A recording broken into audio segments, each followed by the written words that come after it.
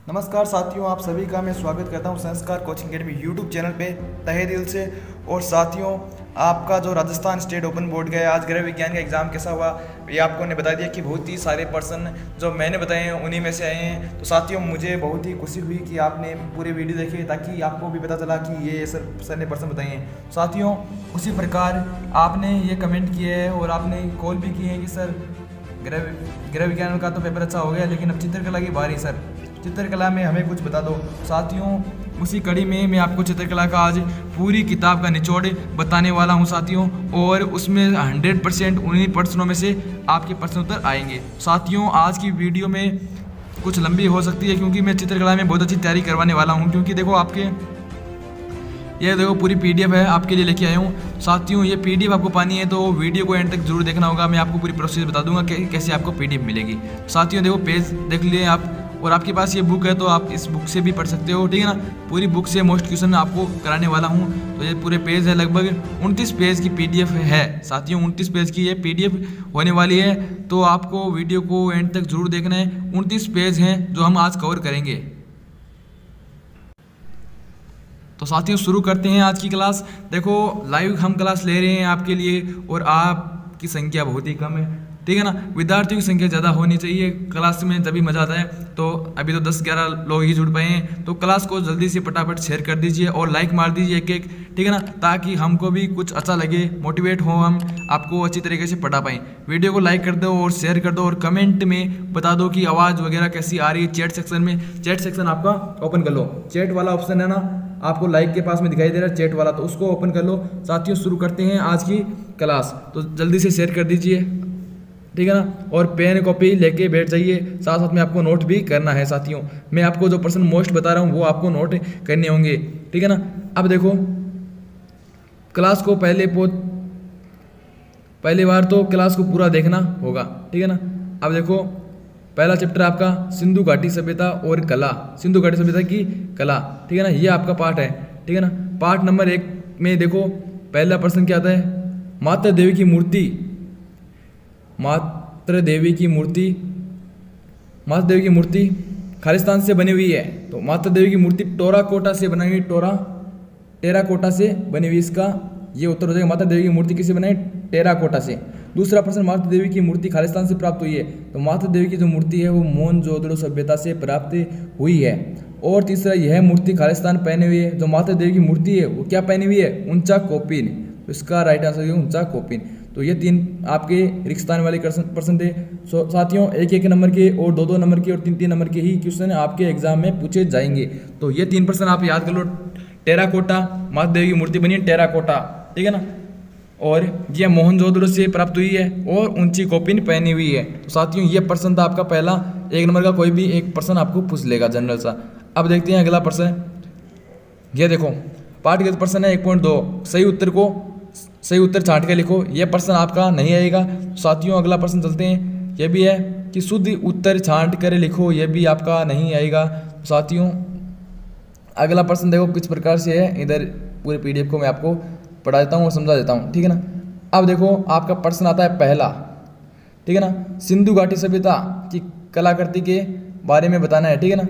अब देखो, सिंधु घाटी सभ्यता के बारे में आप चर्चा करेंगे कि भाई सिंधु घाटी सभ्यता की कलाकृति बताइए। तो सिंधु घाटी सभ्यता की आभूषण की एक कलाकृति बताते हैं। बहुत सारी कलाकृति है, लेकिन आभूषण की हम कलाकृति बताने वाले हैं। तो देखो, इसको देखो पढ़ते हैं हम कि भाई सिंधु घाटी सभ्यता की खुदाई से प्राप्त आभूषण इस बात का प्रतीक है कि प्राचीन कि उस काल में भारतीय लोगों का जीवन बड़ा कलात्मक रहा होगा। अब देखो, कोई भी सभ्यता है उसकी पुरानी चीज़ें मिलती है, तो हम जानते हैं ना कि भाई उस टाइम में इस प्रकार की चीज़ें थी।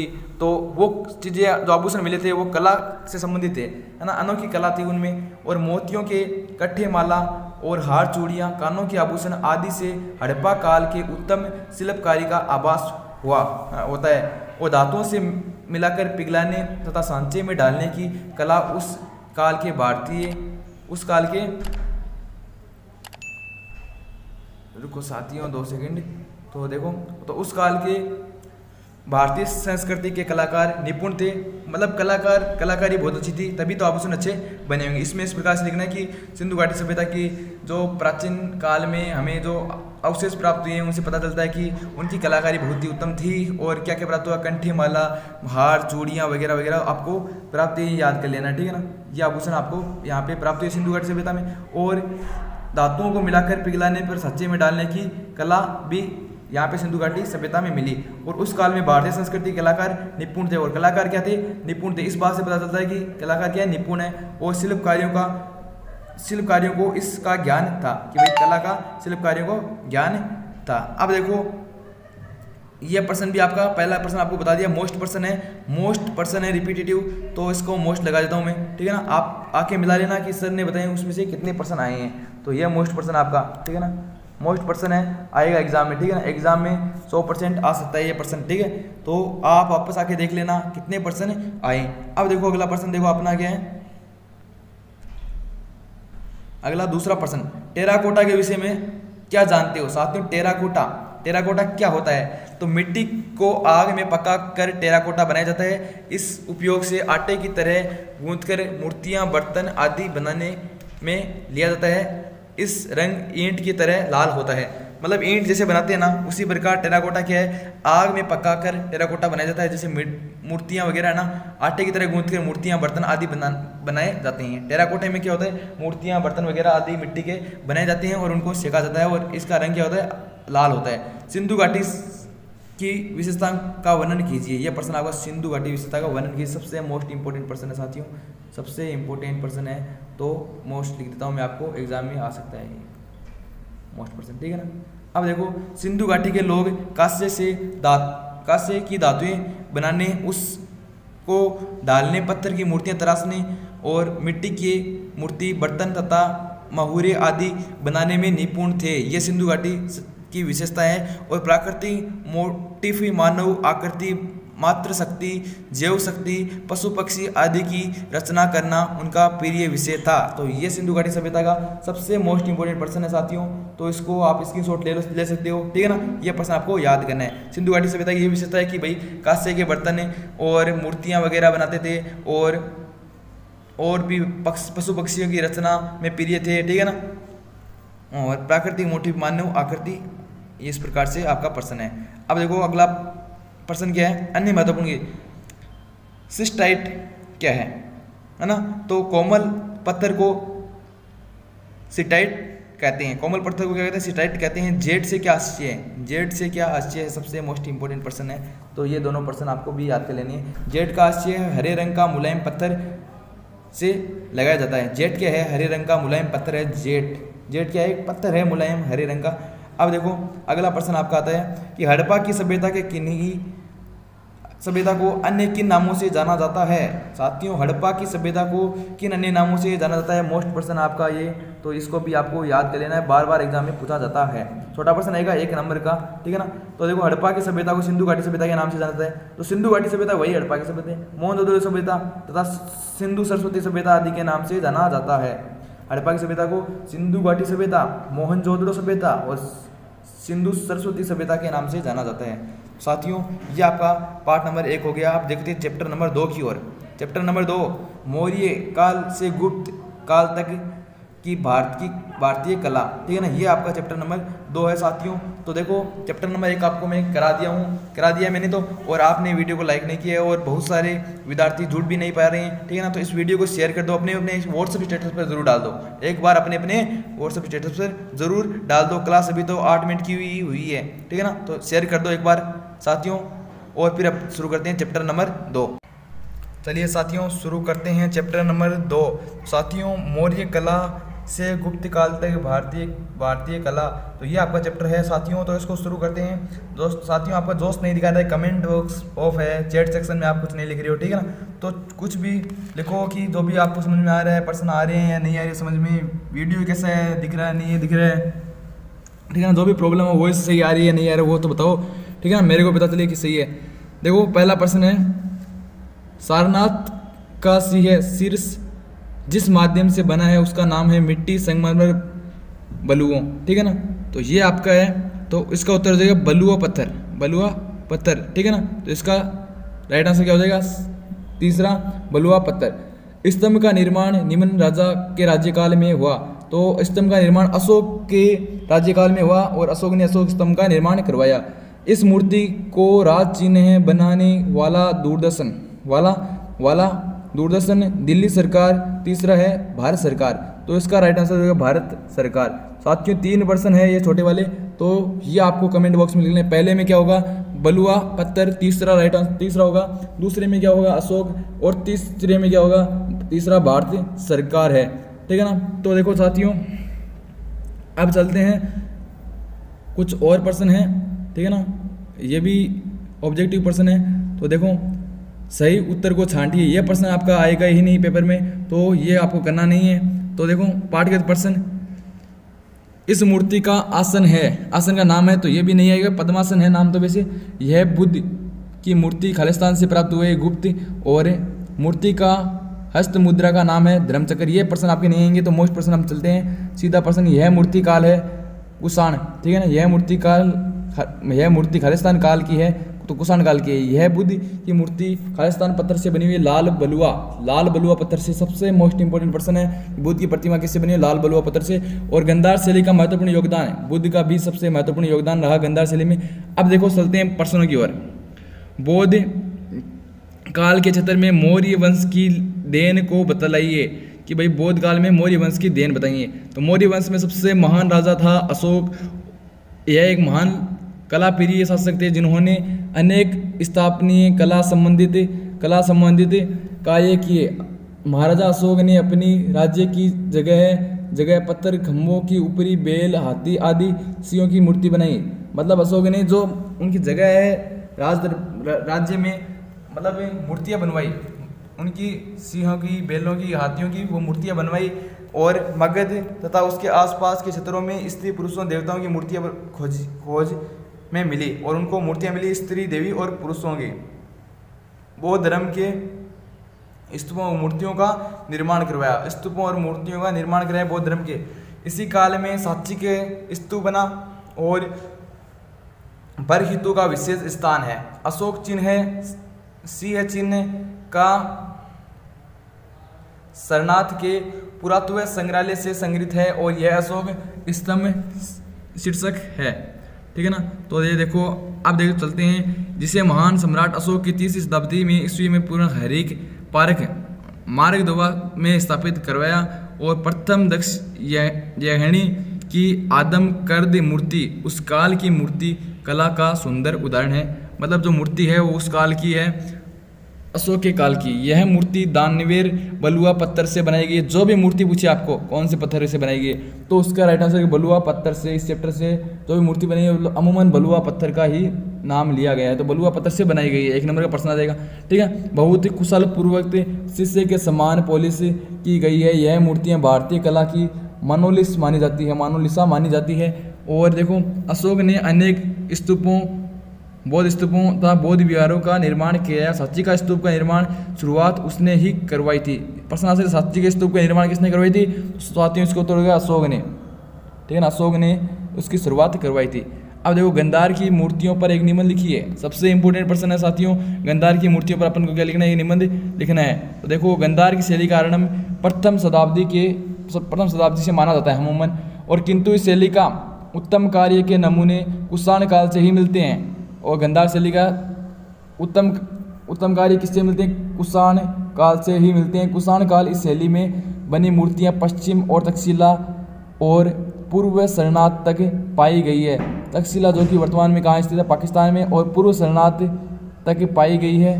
बैठी हुई मुद्रा में महात्मा बुद्ध गंधार अनुपम नमूना है, और गंधार शैली की मूर्तियां लाल पत्थर से बनाई गई है। तो साथियों ये प्रश्न था। और देखो अन्य महत्वपूर्ण प्रश्न है, ऊपर भी है थोड़ा कुछ इसका पार्ट रह गया, ठीक है ना।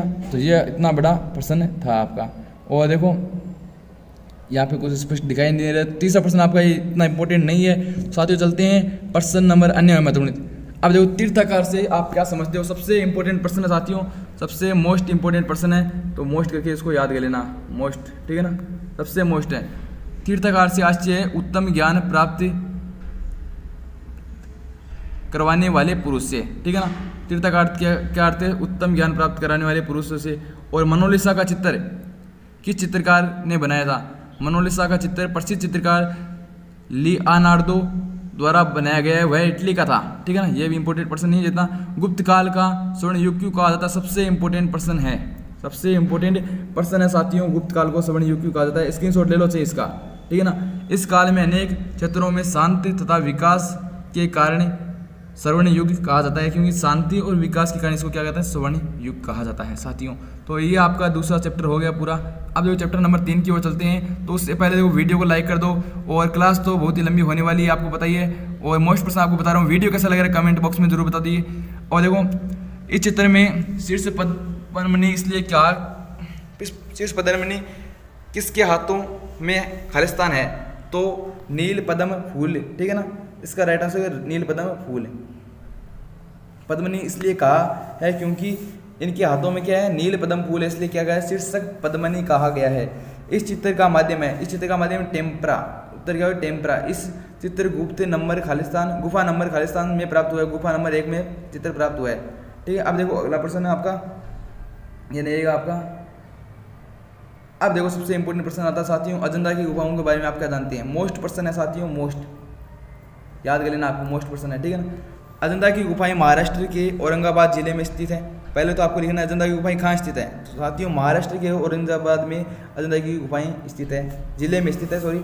इस क्षेत्र में कुछ अंग्रेज शिकार किया खेलने के लिए इन अद्भुत गुफाओं का पता, अजंता के कुल 29 गुफाएं हैं। अंग्रेज शिकार करते तो इन गुफाओं को पता चला। और कुल कितनी गुफाएं हैं साथियों, अजंता की 29 गुफाएं हैं साथियों। और इन गुफाओं में 6 गुफाओं का चित्र स्पष्ट है, से देख रहे हैं, 6 गुफाओं को पता है, और शेष गुफाओं के बारे में जानकारी हम प्राप्त करेंगे साथियों। अजंता की गुफा में बार बार प्रश्न पूछा जाता है, और ये आपको याद कर लेना अच्छी तरीके से। ठीक है ना, और चित्रों की आकृतियाँ नष्ट हो गई है, और 6 गुफाओं के चित्र तो अपने पास है, लेकिन बाकियों के चित्र की आकृतियाँ क्या हो गई, नष्ट हो गई।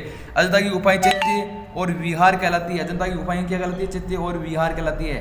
ठीक है ना, प्रश्न चैत्य और विहार किसे कहते हैं, तो क्या बोलोगे, अजंता की गुफाएं चैत्य और विहार। चैत्य गुफा उपासना पूजा भक्ति करने के लिए बनी गई है, और विहार गुफाओं का उपयोग भिक्षुओं को रहने और अध्ययन करने के लिए होता है। अजंता की गुफाएं बौद्ध धर्म से संबंधित मूर्तियां और गुफा की दीवारों छतों पर खम्भों तथा बौद्ध जातक कथाओं का चित्रण किया गया। अजंता की गुफाएं अधिकतर चित्र प्रथा और शताब्दी पंचमी के मध्य बने हैं।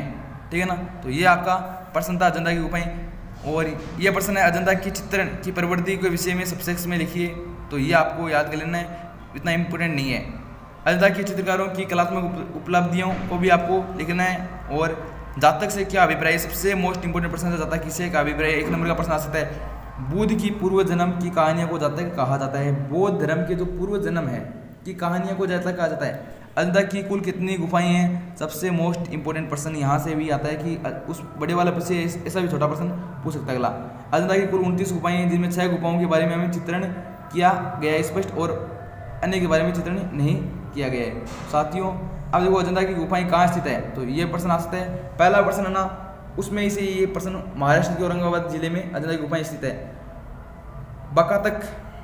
बकातक से क्या अभिप्राय है, बकातक राज्य राजवंश की गुप्त कालीन से लगाया गया है साथियों। ये आपका पार्ट था 3।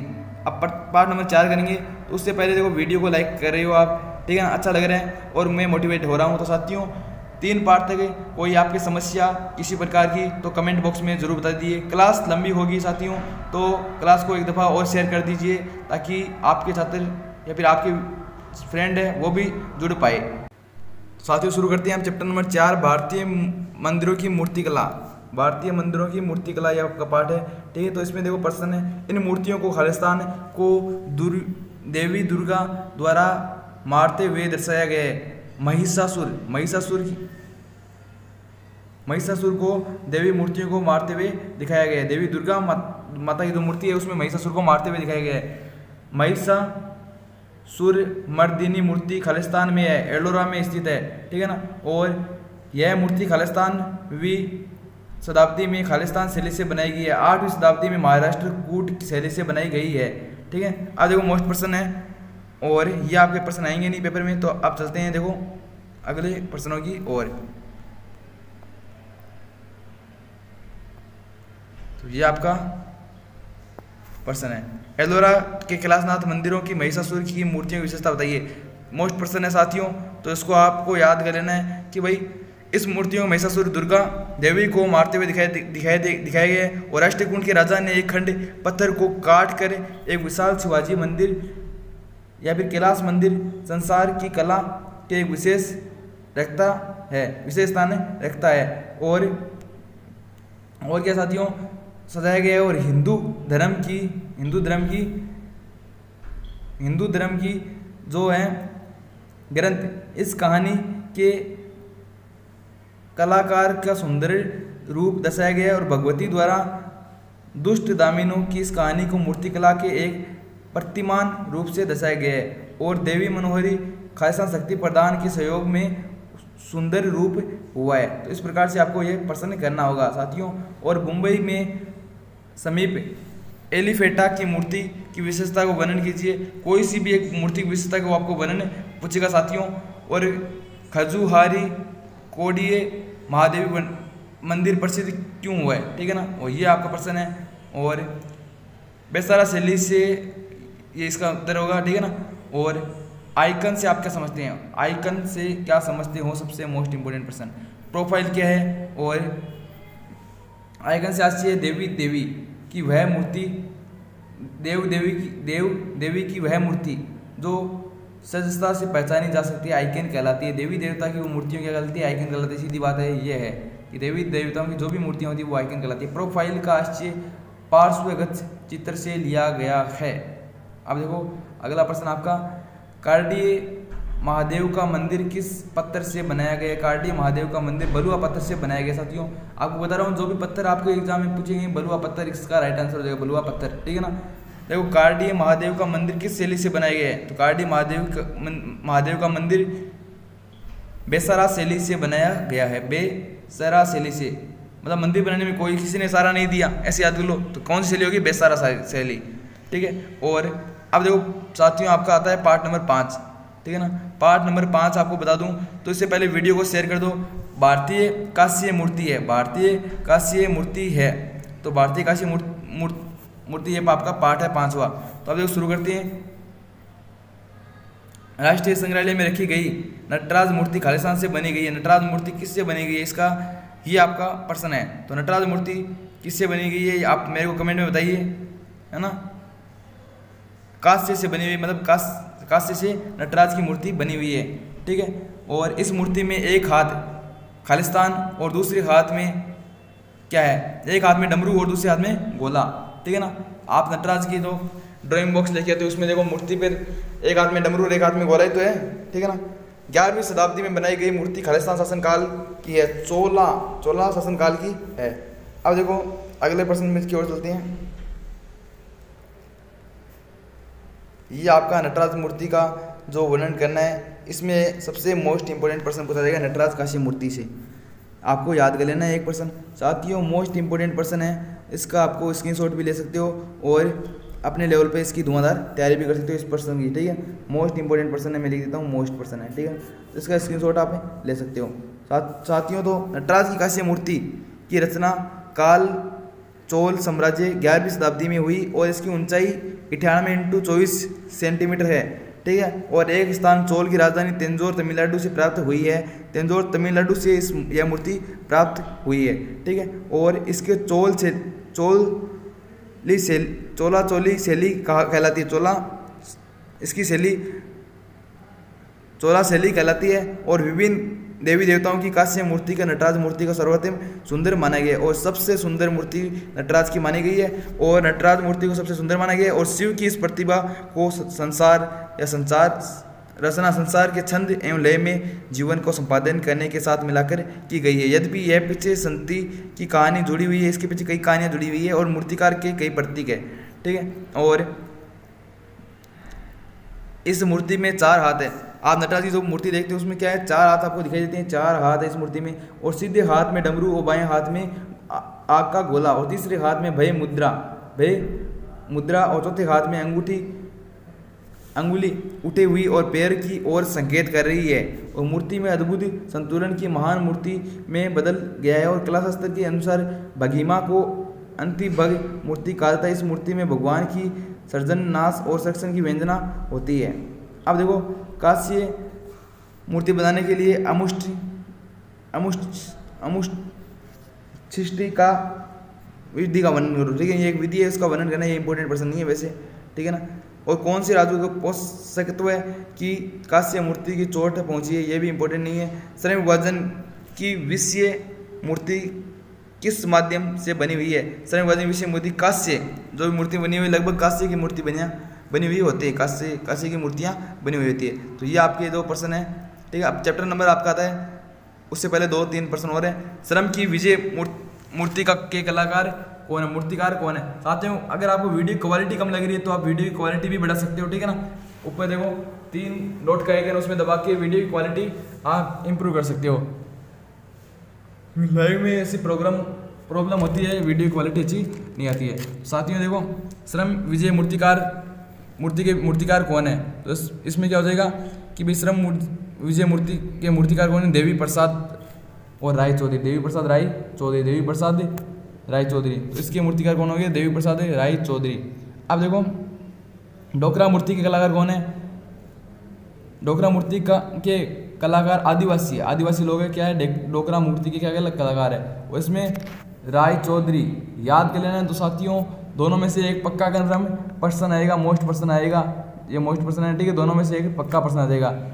मेसोपोटामिया क्या है? सबसे इंपॉर्टेंट पर्सन है साथियों, अब तक का सबसे इंपॉर्टेंट पर्सन यह है। मेसोपोटामिया क्या है? इसको पर्सन को मेसोपोटामिया एक देश है का नाम है जो आज इराक और वह ईरान है। मेसोपोटामिया जो इराक और ईरान थे ना पहले, है ना, उनको यही मेसोपोटामिया कहा गया। अब वो अलग हो गए तो इराक और ईरान नाम का पड़ गया है। अब देखो, छठा पार्ट है भारतीय इस्लामिक वस्तुकला छठा पार्ट आप शुरू करने वाले हैं। तो साथियों, शेयर कर दो वीडियो को एक बार फिर से, और लाइक कर दो जिन्होंने लाइक नहीं किए हैं। कुतुब मीनार जिस प्रतीक के रूप में है वह है। कुतुब मीनार किसके रूप में है बताइए साथियों?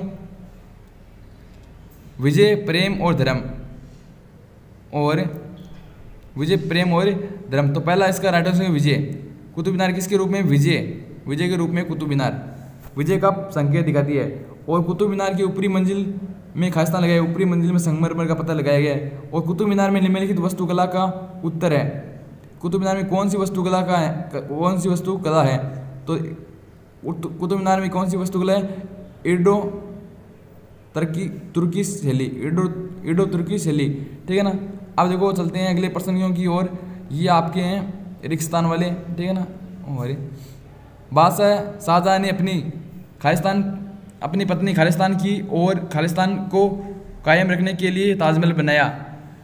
उनकी पत्नी कौन थी? मुमताज़। और उनकी यादगार को है ना कायम बनाने रखने के लिए ताजमहल का निर्माण कराया।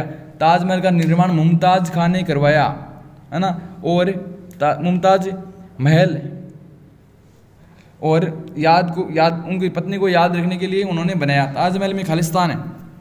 ठीक है ना। ताजमहल में खालिस्तान नदी के किनारे स्थित है। गंगा और यमुना नदी के किनारे स्थित है। विशेष प्रकार के पत्थर खालिस्तान ताजमहल के निर्माण में संगमरमर के पत्थर का इस्तेमाल किया गया। साथियों, संगमरमर का पत्थर का इस्तेमाल ताजमहल में किया गया। तो साथियों, ये प्रश्न आपको याद कर लेना है। अब देखो, इंपॉर्टेंट प्रश्न है आगे की ओर देखते हैं कि तुर्की वस्तुकला की शैली को ध्यान में रखकर कुतुब मीनार की वस्तुकला की विशेषता को वर्णन कीजिए। अब कुतुब मीनार किसने बनाई और कैसे बनाई, इसके बारे में डिटेल से जानेंगे साथियों। एक सेकेंड। ठीक है। अब देखो, कुतुब मीनार कुतुबुद्दीन ऐबक, दिल्ली का सुल्तान था कुतुबुद्दीन ऐबक, है ना। 1906 ईस्वी में इस कुतुब मीनार की निर्माण करवाया।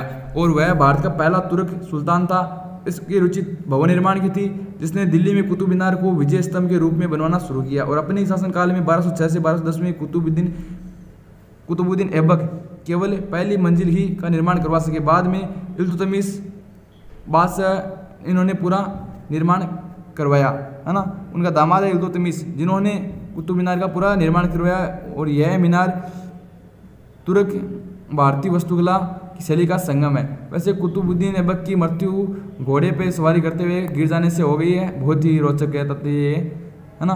अब देखो, इसके प्रत्येक मंजिल के बाहर निकले लटकते लच्छे छज्जों को मजबूत निर्माण पत्थरों को खोदकर अरबी भाषा में लिखावट मीनार के ऊपर चढ़ने के लिए घुमावदार 779 सीढ़ियाँ हैं साथियों। कुतुब मीनार में 779 सीढ़ियों की विशेषताएं लिए हुए हैं। और भारतवर्ष में यह मीनार सबसे ऊंची मीनार है। सबसे ऊंची मीनार साथियों कौन सी? कुतुब मीनार है, ठीक है ना, सबसे ऊंची मीनार है और 52.56 मीटर ऊंची है। 52.56 मीटर ऊंची है, ये पूरी आपको याद कर लेना है। 52 और संसार में इसकी बराबरी नहीं है, अभी तक इसकी बराबरी नहीं कर पाया कोई।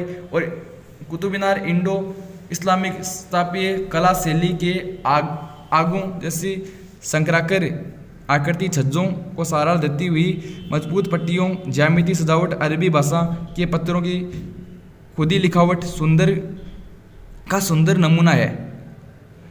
साथ ही भारतीय वास्तुकला का शैली का शुभ चिन्हों की सजावट भी देखने योग्य है, ठीक है ना। अब देखो साथी चलते हैं अगले प्रश्नों की और अगले प्रश्न है आपका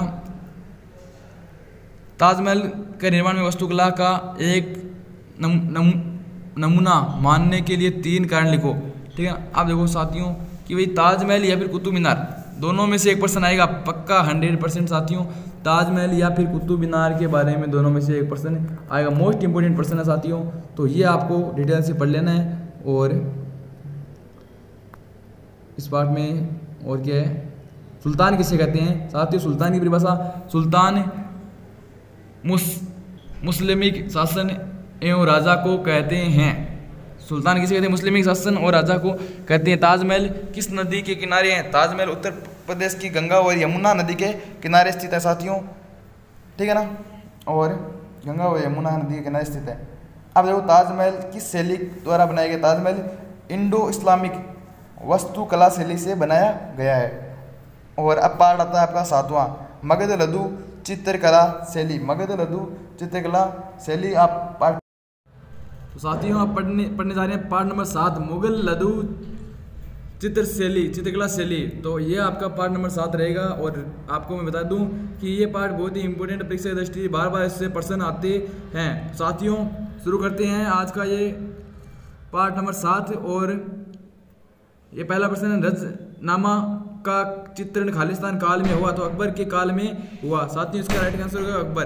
दूसरा क्या है? बाबरनामा चित्र खालिस्तान तकनीक से बनाया गया है। ये टेम्परा चित्र तकनीक से बनाया गया है। बाबरनामा चित्र के कलाकार भाग, ठीक है। तो ये 3 प्रश्न थे। तो साथियों इसमें बहुत सारे प्रश्न हैं, पार्ट से बहुत सारे प्रश्न बनते हैं। आप देख सकते हो ये प्रश्न थे आपके ऑब्जेक्टिव। और देखते हैं आगे के प्रश्न। इस पार्ट से सीधा एक प्रश्न आता है।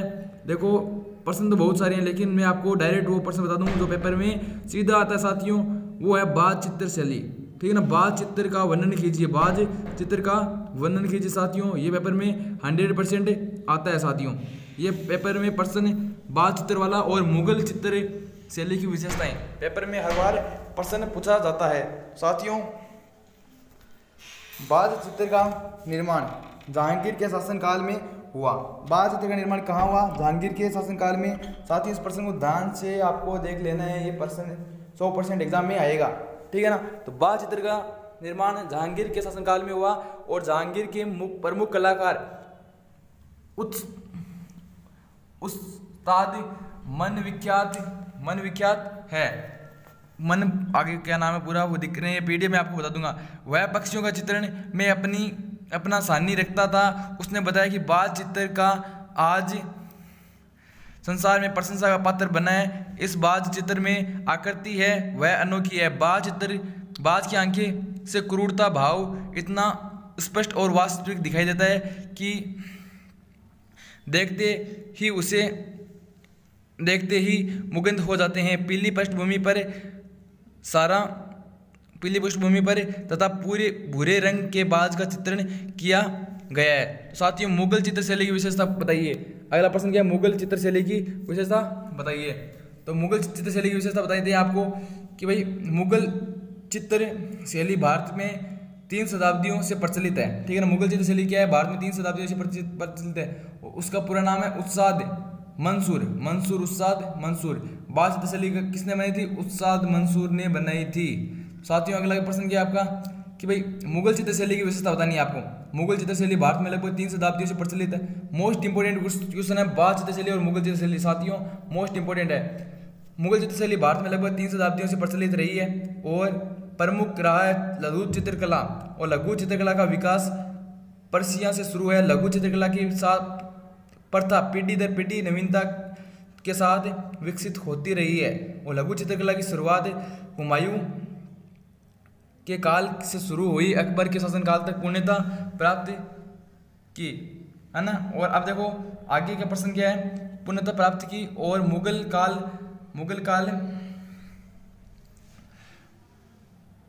कहाँ है, मुगल काल हुमायूं शासनकाल से शुरू हुई और अकबर के शासनकाल तक पूर्णता हुई। और मुगल काल के चित्रण के माध्यम से टेम्परा रहा। मुगल चित्रकार क्या कह रहा है, टेम्परा ये तकनीक है। और अकबर के काल में बना वर्ण बहेलिया बहुत ही यथार्थ स्वाभाविक रहा। बादशाह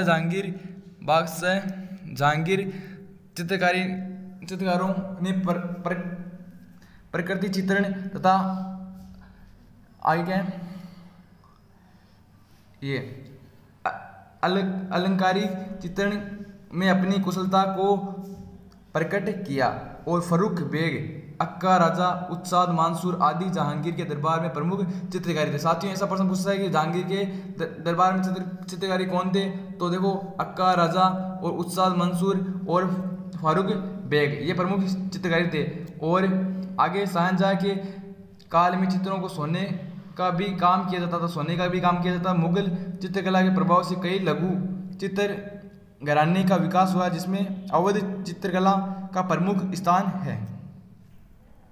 ठीक है, तो ये आपका था चैप्टर नंबर 7। इससे ये इंपॉर्टेंट प्रश्न आने वाले हैं। वैसे तो आप पूरी पीडीएफ देख सकते हो, पढ़ सकते हो, ठीक है ना। तो लेकिन ये 2 प्रश्न इंपॉर्टेंट थे, मैंने आपको बता दिया। और अगले देखो टेम्परा क्या है, टेम्परा क्या है, ये नाम बार बार आ रहा है। तो ये देखो अंडे से सफेद तरल अंश को मिलकर अंश के साथ रंग मिलाकर करने की तकनीक। साथियों कुछ तकनीकी प्रॉब्लम होने के कारण आगे क्लास सुचारू रूप से नहीं चल पाएगी। तो साथियों मैं आपको बता दूं, जो भी मोस्ट पर्सन है आपके एग्जाम की दृष्टि से आने वाले हैं, तो मैं उनके चिन्ह लगा देता हूं, आप उनका स्क्रीनशॉट लेके भी पढ़ सकते हो। साथियों 8वां पार्ट है आपका, ठीक है, तो इसमें चिन्ह लगा देता हूँ। 8वां पार्ट में देखो कौन कौन सा प्रश्न आपका आने वाला है।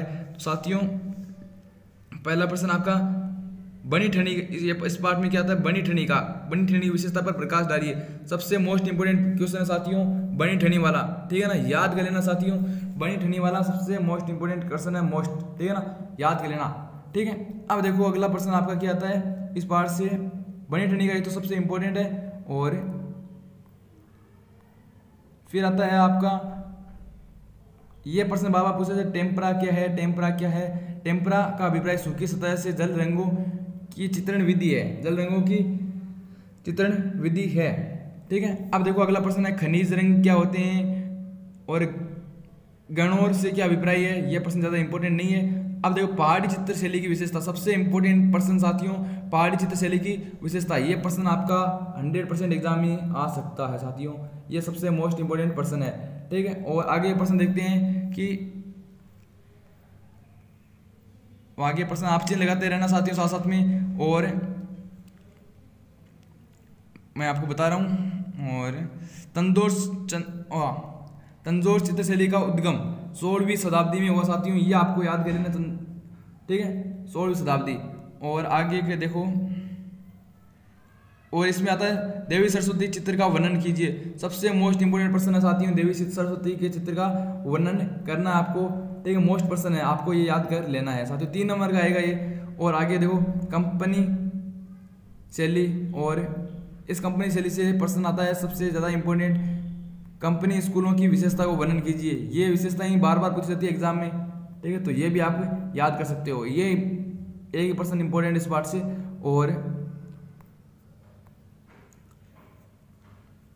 आगे देखते हैं, सारे मोस्ट इंपोर्टेंट प्रश्न आपको मैं बता देता हूँ। साथ ही वीडियो को लाइक कर दो जल्दी से, चैनल पे नए हो तो चैनल को सब्सक्राइब जरूर कर लो, ठीक है, ताकि आपको जो भी वीडियो नोटिफिकेशन है, सूचना है, वो आपको मिल जाए। और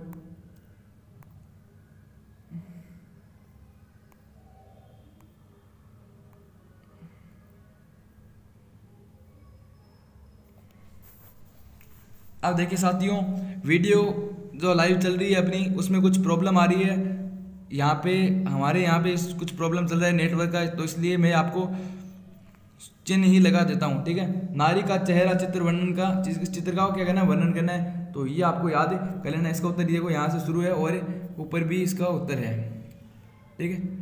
ये रहा इसका उत्तर ऊपर, ये रहा, ठीक है ना। यहाँ से ये पूरा याद कर लेना आपको, ठीक है। और आगे प्रश्न चिन्ह लगाते रहना साथियों आप साथ साथ में, ताकि आप बाद में पढ़ सको, ठीक है ना। क्योंकि लाइव क्लास आज जल्दी करनी थी मेरे को, और वैसे भी जो होम साइंस का पेपर हमने पेपर से 2 घंटे पहले अपलोड किया था, वो कुछ लोगों ने देख नहीं पाए और अब उनके कमेंट भी आ रहे हैं मेरे पास, ठीक है ना। तो इसलिए मैं आपको पहले ही बता देता हूँ। अब देखो सबसे इंपॉर्टेंट आता है हड़प्पा के कलाकार किस प्रकार की कला में निपुण थे, ये इंपॉर्टेंट प्रश्न है, तो ये आपको याद कर लेना है, ठीक है साथियों। और अब आगे प्रश्न देखते हैं। कुतुब मीनार के बारे में मैंने आपको पहले बता चुका हूँ, तो वो आप वहाँ से देख लेना। और सबसे इंपॉर्टेंट ये प्रश्न भी बार बार रिपीटेटिव है, एग्जाम में पिछली बार भी आ चुका है, अजंता की गुफाओं के बारे में, चैत्य और विहार के बारे में पूछता है, ठीक है। और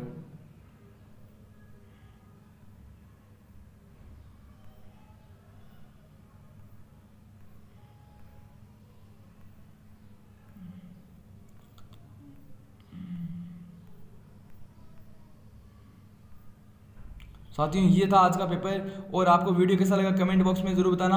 और साथियों आपकी डिमांड पे क्या आपके लिए एक पेपर लेके आया जाए जो बोर्ड में कुछ हमारे द्वारा सिलेक्टिव पेपर हो, जो बोर्ड में आ सके, ठीक है ना। उस प्रकार से क्या आपको पेपर चाहिए तो कमेंट में ज़रूर बता दें, ताकि लाइव में तो ये नहीं हो पाएगा पूरा पेपर, क्योंकि यहाँ पे कुछ इशू चल रहा है नेटवर्क का, तो मैं आपको वीडियो अपलोड कर दूंगा, उसमें आप देख सकते हो। पेपर चाहिए तो हमें कमेंट में ज़रूर बताना साथियों, कमेंट कर देना, ठीक है। और चैनल पे नहीं हो तो चैनल को सब्सक्राइब कर लो, ठीक है, और लाइक कर देना इस लाइव वीडियो को। और मिलते हैं अगले वीडियो में, तब के लिए टेक केयर, बाय बाय।